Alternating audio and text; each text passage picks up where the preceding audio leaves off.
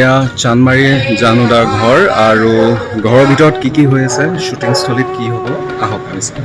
শ্ৰদ্ধাৰ জাহ্নু বৰুৱা দেৱৰ জন্মগ্ৰহণ হৈছিল শিৱসাগৰৰ বকতাত। তেখেতৰ পিতৃ আছিল স্বৰ্গীয় দেৱেশ্বৰ বৰুৱা আৰু মাতৃ গুণৱতী বৰুৱা। কিছুমান পাছত আমি শ্বুটিং আৰম্ভ কৰিম। অকণমান প্ৰস্তুতি চলি আছে, মই দেখাব খুজিছোঁ। বি বৰুৱা কলেজৰ বিজ্ঞানৰ স্নাতক জাহ্নু বৰুৱা দেৱৰ কিন্তু প্ৰথমে আৰ্কিটেক্ট হোৱাৰহে মন আছিলে। পিছত যেতিয়া তেওঁ চিনে ক্লাবৰ চলচ্চিত্ৰ প্ৰদৰ্শনীত ছবিসমূহ চাইছিলে, তেতিয়া তেওঁ চলচ্চিত্ৰ নিৰ্মাণৰ প্ৰতি আগ্ৰহী হয়। বহুতেই নাজানে কিন্তু জাহ্নু বৰুৱা দেৱ কেৰাটেৰ ব্লেক বেল্টো হয়।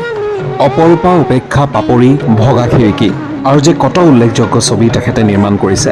1982 চনৰ অপৰূপা ছবিখনৰ কথা আপোনাৰ মনলৈ কেতিয়া আহিলে, কেতিয়া ভাবিলে যে এই ছবিখন নিৰ্মাণ কৰোঁ? বিষয়বস্তু হওক বা যিখিনি এখন ছবি নিৰ্মাণ কৰাৰ আগতে প্ৰি প্ৰডাকশ্যনত বহুত কাম থাকে। ফিচাৰ ফিল্ম স্ক্ৰিপ্ট লিখিব লাগে, যে তেনেকৈ ফাইনেল ইয়েৰত মানে জমা দিব লাগে।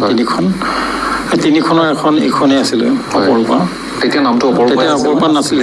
শ্বুটিঙৰ মাজত অকণমান ব্ৰেক লৈছোঁ, খুব বেছি গৰম আচলতে আৰু খুব সুন্দৰ পৰিৱেশত ৰাখিছে। আজি যদিও বেছি ৰ'দ নাই, কিন্তু তথাপি এটা গৰম এটা আছে।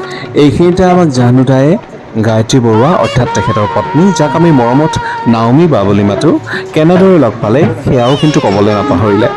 আৰু লগতে তেখেতৰ সন্তান অজুৰ শেহতীয়া ছবি মিউজিক স্কুলৰ বিষয়েও বহু কথা ক'লে।